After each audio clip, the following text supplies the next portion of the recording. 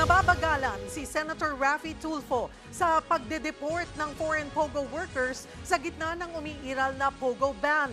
Base kasi sa datos ng PAGCOR, nasa 10% pa lang ng mga dayuhang ito ang napaalis ng bansa. Nasa frontline ng balitang yan, si Mayan Los Baños.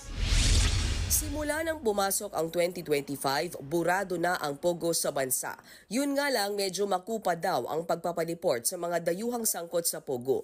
Base sa report ng Philippine Amusement and Gaming Corporation o PAGCOR, sa 30,144 na foreign POGO workers, 3,024 pa lang ang na-deport. Si Senator Raffy Tulfo naaalarma sa numerong yan. Baka naman daw sinasadyang bagalan ang proseso sa pagpapadeport.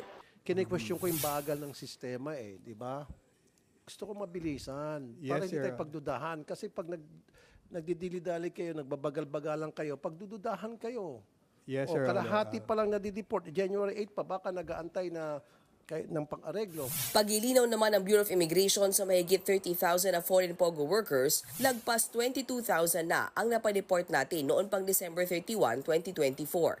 Dagdag pa ng BI, nakakabagal ng deportation ang mga pagkumpleto ng mga requirement gaya ng passport, NBI clearance at plane ticket. Ang challenge ho namin is yung passport. Yung nung mga nahuli ho kasi, wala yung passport. So we have requested from the embassy for their travel documents. Pero si Senator Tulfo gustong pamadaliin ang proseso. Binigyan niya ng hanggang 2 linggong deadline ang mga otoridad para ipadeport ang lahat ng dayuhang POGO workers sa bansa. Kung gusto, maraming we will paraan, do our best, maraming dahilan. Mr. 2 Chairman. weeks. Kasi kapag hindi mo pa-deport in 2 weeks, then magdududa, magtataasan tayo lahat ng kila dito, baka merong iniintay. Apa. Baka mamang later on, papatakasin to. Baka may mga gustong umarbor, baka mayroong mga gustong kumakausap, kaya dinidelay ang deportation. I want that accounted for by the end of this month, February, na lahat sila deported na. We will comply, Mr. Chair, and Thank we you. will submit an official report on that.